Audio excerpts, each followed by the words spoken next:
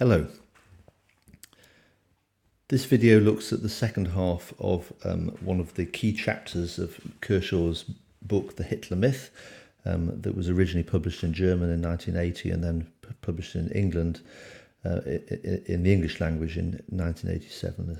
A significant book, a breakthrough book, part of the Bavarian project that Kershaw worked on, commissioned by the German historian Martin Brotzat in the late 1970s.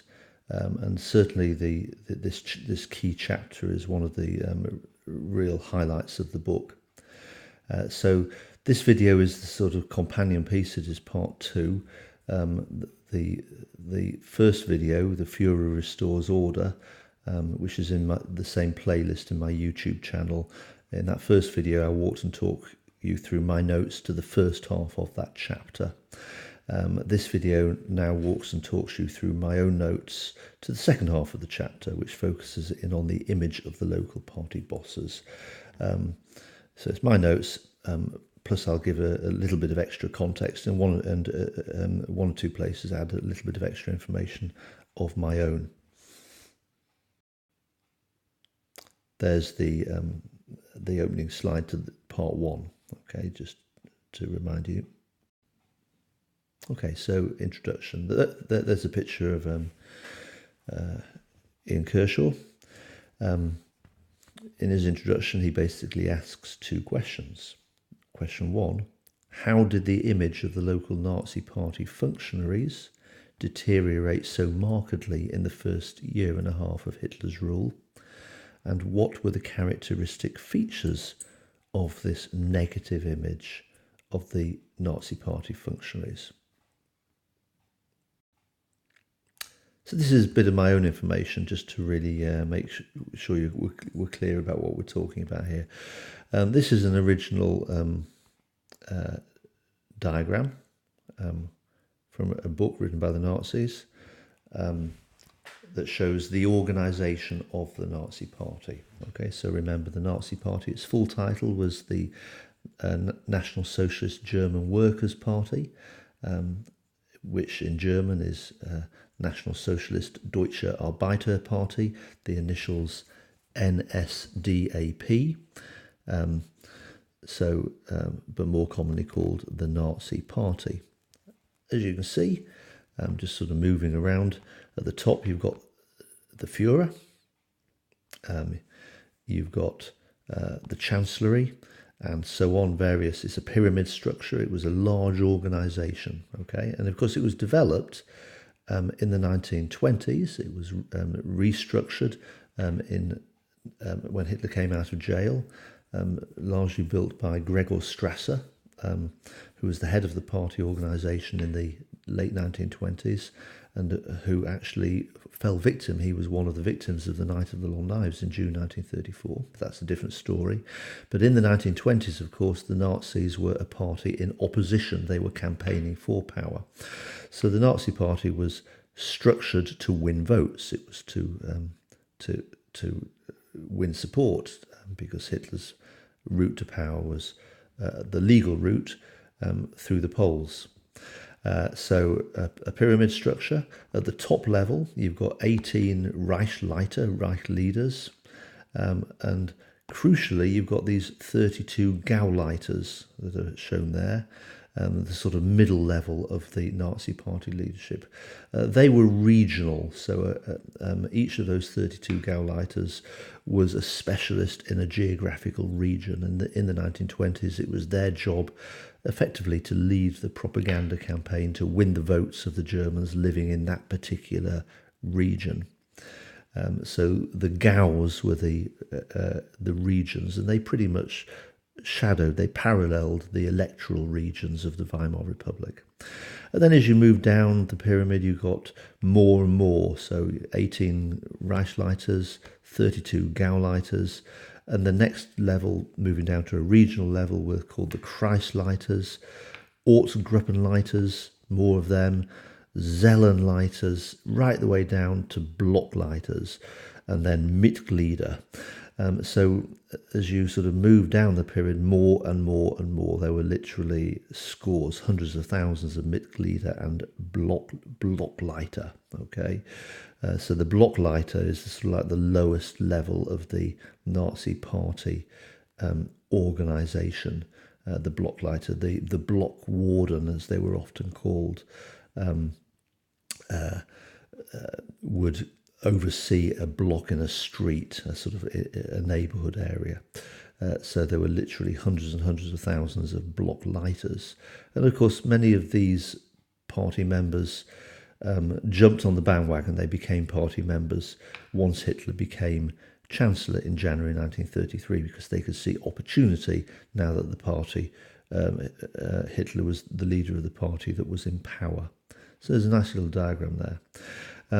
So when we talk about the little Hitlers, we are in particular talking about this sort of lower level here, okay? The block leaders and the cell leaders. From the viewpoint of ordinary Germans, they were the ones who were most visible. Okay, so ordinary Germans walking around the streets of their town, the Nazi Party members that they would come across would be the block leaders and the cell leaders, the slight lower levels of the Nazi Party. This is another nice original source. It was actually published, I think, in 1941 in a Nazi magazine called Signal, that was published in the occupied territories, and it was designed to sort of sell a positive image to the people of the occupied territories in World War II, of the Nazi movement and Nazi Germany being a well-ordered, happy place.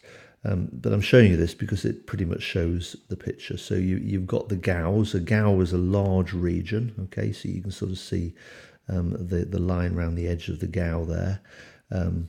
So the Gauleiter would be the party who would be in charge of the larger region. And of course, those Gauleiters in March 1933 were given the title Reich Governors as part of the coordination of the federal states. And you then move down to the Kreis. The Kreis was a sort of region with a Kreisleiter, a Kreis leader. And then the Ortsgruppe would be the next level. And then the cell, so the cell leader. And then the block. And the block was literally like a street, maybe, or an apartment block with maybe 40 families living in an apartment block. So that's the structure of the Nazi Party. And as I say, it was in particular the block leaders and the cell leaders that acquired this reputation for being jumped up upstarts, little Hitlers, who were very, very unpopular, which is what Kershaw's chapter is about.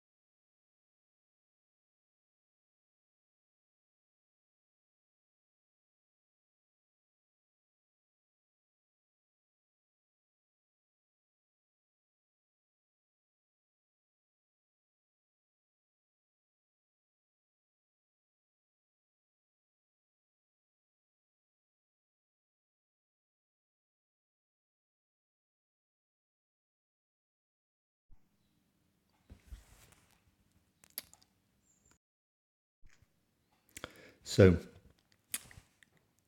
Kershaw then moves into his main argument, okay, and he looks at the little Hitler type. And he points out that in spite of the above, in spite of the fact there are many, many examples of local party bosses who did a good job and who were genuinely popular, there were sufficiently large numbers of little Hitler types to badly damage the image of the party. So, before 1933, of course, local party bosses, the Nazi Party, was a party of opposition. They led the campaign for votes. And during the campaign, the rise to power, their key message when they spoke to the German people was that local politicians and local bigwigs, as they often called them, were the cause of Germany's problems, in particular disunity, in particular economic problems. Then, of course, Hitler was appointed Chancellor, and of course the Nazi Party had to make a sudden shift from a party of opposition, where their role was to criticise, to a party in power. And that is traditionally not always an easy move, okay, because it means that effectively once you're in power, you've got to live out your promises. And of course the promises were to create unity and to create harmony and to restore the economy. A year and a half later, by the summer of 1934, many ordinary Germans were starting to feel that the promises that they had heard before 1933 to restore unity and to resolve the economic problems were hollow promises. And that was largely because of the behaviour of the Nazi Party members that they witnessed, that they could see at that grassroots level, the local level where they lived. So for many Germans, things had not significantly improved. So as a result, the party bosses, who had previously been the party of opposition, now the party in power, quote from Kershaw, had to reap the harvest of the prejudice which they themselves had helped to sow.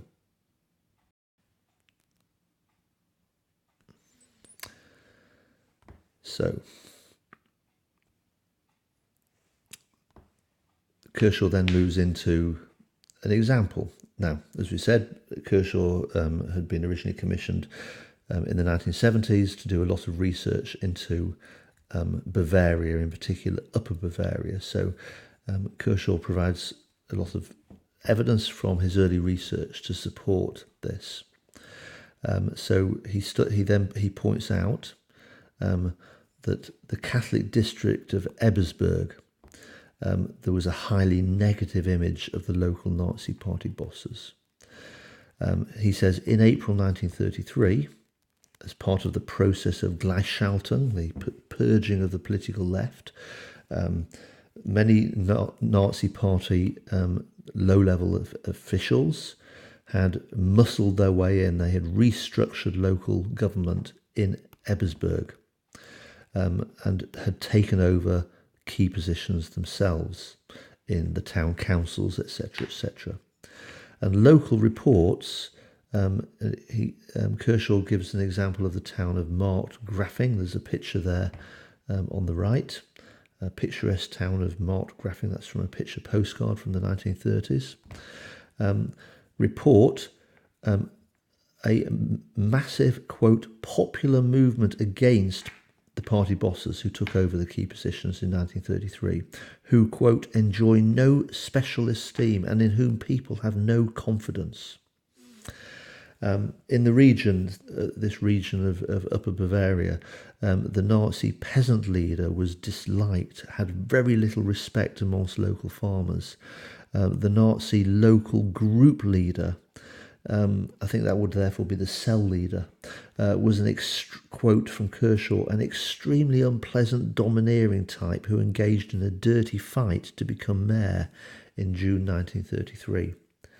So more than a year later, following the Night of the Long Knives, in which Hitler had decisively stepped in and had removed the unpopular SA leaders, many local people, reports show that they really hoped that Hitler would now follow through and would clear out these unpopular local party bosses who had elbowed their way into local government positions.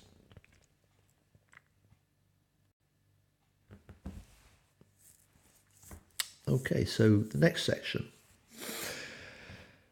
Kershaw points out that clear out did not take place following the Rome Purge, as many Germans had hoped. And that, of course, provoked a great deal of disappointment. Many locals were disappointed. But what's interesting is that although there was a lot of criticism of the fact that the local bosses were not removed, Hitler was excluded from any criticism. So, for example, a police report from that town of marked Grafing, with the orders of the Führer, Hitler, whom they love above all else, so ordinary Germans love above all else, and who in their opinion really means well for the people, they are in complete agreement. But with the busybodies, in other words, the local party bosses, the little Hitlers, who can't understand anything, they are definitely not in agreement. Another local report said, "There's great sympathy among the population for the Führer. I've never heard any negative comment directed at his own person. Rather, one hears now and then, yes, if Hitler could do everything himself, some things would be different, but he can't keep a watch on everything." So what's coming through is that strong sense, and this was significantly an outcome of the Night of the Long Knives, where Hitler had shown that if he knows there's a problem, he will step in, but he can't deal with everything. People are making excuses for Hitler. Hitler stands above this sort of petty, immoral, corrupt lifestyle of the local party members. So any discontent, therefore, is directed against the local party, not against Hitler. And there's a picture there, of course, of Hitler living that simple lifestyle. It contributed to the myth about that he stood above the petty behaviour of the little Hitlers. Kershaw then looks into other regions, in particular this area called Garmisch-Partenkirchen, which that's the 1930s tourist brochure, as you can see, was a popular ski region. So evidence of the unpopularity of the little Hitlers elsewhere in Bavaria. Kershaw cites the example of the town of Wolfratshausen, near Munich, where the Nazis had been very popular. In March 1933, which was the 5th of March, the last Reichstag elections prior to the passing of the Enabling Act, the Nazis had won a great deal of support in Wolfratshausen. But now, a year and a half later, the party was in a miserable state. For example, complaints about the Hitler Youth, complaints about the incessant collections, party and SA leaders knocking on doors, shaking their cans, asking for money that people couldn't afford, and in particular complaints about the lifestyle of the local party bosses, the block wardens and the cell leaders. So, for example, in the town of Amberg in the Upper Palatinate, allegations were made against 6 local party leaders, quite a list here, for their drunkenness, their heavy indebtedness, their sexual excesses, for thieving, for fraud, for forgery, for embezzlement, and for acts of brutality.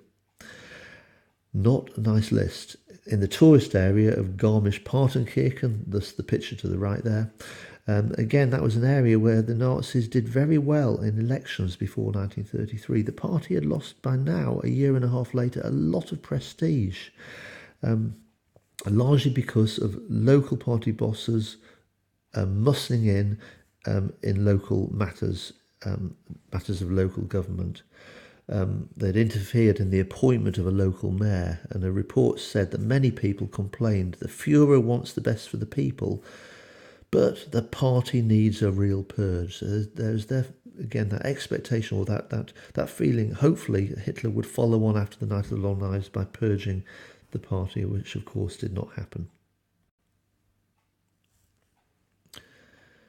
Evidence of the unpopularity of the little Hitlers in the big cities. There's a photograph there of the Gauleiter, Karl Wahl, with Hitler, and he's mentioned in the text here.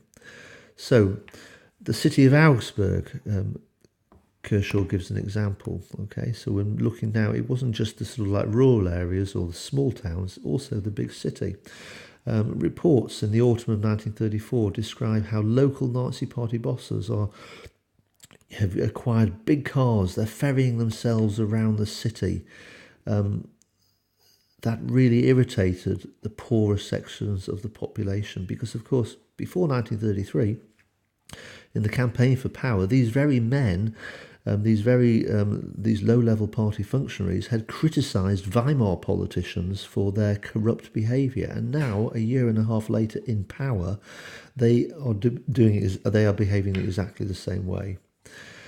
So there's the point. Before 1933, the Nazis had been very quick to criticise corrupt bosses of the Weimar parties, trade union bosses, etc. Of course, trade unions have been removed by the Nazis. But now they're behaving in exactly the same way. So local party bosses were criticised for their immoral behaviour. They're sitting in pubs, they're not paying their debts, they're neglecting their families. And this also, Kershaw points out, it also went higher up the party pyramid. So some Reichleiters, remember there were 18 of them at the top level, had a low reputation for moral behaviour. The most famous was Robert Lai, the leader of the German Labour Front, the DAF, who had a notorious reputation for being a drunk. He was nicknamed the Reich Drunkard. A rumour circulated that Baldur von Schirach, the head of the Hitler Youth, had shot himself after embezzling and squandering 2 million Reichmarks. Not true, but nevertheless the rumour was believed. Another rumour in Augsburg that Hitler had discovered a group of local party officials drunk in a hotel bar, and an outraged Hitler had ordered 20 of his own party members to be arrested, including the local Gauleiter Karl Wahl, who is shown on the right there. So again, that's an example of how Hitler is sort of escaping the criticism. If Hitler knows about it, if Hitler finds it out, he will deal with it, but Hitler can't deal with everything, was the sort of like common perception. So Kershaw then moves into this issue of the hollowness of Nazi claims. So the Nazi Party had repeatedly claimed before 1933 that they would tackle the divisions of the Weimar era, okay? That they would replace those divisions with unity, that there would be a national rebirth, social renewal. But by 1934, these claims seemed hollow. They seemed insincere to many ordinary Germans. And the reason they seemed hollow was because of the behaviour of the local party and the local SA. And Kershaw gives quotes at length a letter written by a Nazi sympathiser, somebody who voted for the Nazis, who was a supporter of the Nazis, wrote a letter to the top level to the Nazi Minister of the Interior, Wilhelm Frick, who's pictured on the right there. And the writer reminded Frick of what had been preached before the seizure of power. It reminded the fact that the message before 1933 had been about the need for simplicity and about how these promises were now being ignored by local party bosses. And the writer pleaded with Frick to do something about it, to deal with this corruption. He said, "Adolf Hitler has our full confidence, but the others who make a nice life for themselves at the expense of the people's comrade, while so many go hungry and the middle class go to the wall. No!" So Adolf Hitler has our full confidence. So I've just quoted at length from Kershaw here, because he says it perfectly. At the grassroots level, that's a nice phrase, try to use it, the party was unable to create a convincing image of itself as a positive force. in the establishment of a people's community, a Volksgemeinschaft. Quite the contrary, the jobbing, the pushing, and the self-seeking egoism revealed the Nazi Party as a party much like the rest in its corrupt catering for particularist self-interest, who now elbowed their way into public office. And then finally, did Hitler know about this? Well, yes, Hitler did. And Kershaw quotes Hitler's famous speech to the Nuremberg Party rally in September 1935. That speech is more famously known as the speech where Hitler announced the famous Nuremberg laws against the Jews in 1935. But as part of this speech, Hitler did mention this issue. Okay, so Kershaw looks at this. So he says, the highly positive image of Hitler has to be seen, therefore, has to be understood in the context of the hostility towards the local party bosses. Nice quote. Like the proverbial medieval king, like a king from the Middle Ages, whose wicked counsellors took the blame, Hitler remained protected from unpopularity by the very unpopularity of the little Hitlers. Hitler's charisma was untouched by the grumbles and grievances of everyday life in the Third Reich. Hitler stood above the petty behaviour of the underlings. Most Germans were convinced that Hitler would intervene decisively if he got wind of the daily abuses of his underlings. And this conviction, again, a lovely phrase which you could learn here and just use in an essay, functioned as an escape mechanism for simmering discontent and therefore as a safety valve for the regime. So in other words, this discontent at the local level was not channeled against Hitler himself. That the ordinary Germans would make excuses and say if Hitler knew, he would deal with it, and therefore their discontent was channeled against local party officials, and that therefore was a safety valve. It stopped many Germans becoming opponents of the Nazi regime, and therefore helped preserve Hitler in power. So Hitler was aware of the contrast between his own popularity. He was aware of that, but he wouldn't publicly admit it. And that's why the Nuremberg Party rally of 1935 is important, because Hitler said, the cliche is often heard, yes, the Führer, but the party, that's a different matter. To that I give the answer, no, gentlemen, the Führer is the party and the party is the Führer. So clearly Hitler publicly could not admit to what was happening. Goebbels himself stated in 1941, Goebbels of course being the Nazi propaganda chief, that the Führer myth was the reason why millions of Germans drew distinction between the Führer and the party, refusing their support to the latter while believing in Hitler. That's it. Okay, just refer you to, again, to the partner video, which is in the same playlist on my YouTube channel, which looks at the first half of this chapter, where Kershaw looks at the significance of the Night of the Long Knives, called The Führer Restores Order. Thank you very much. I hope that was useful to you.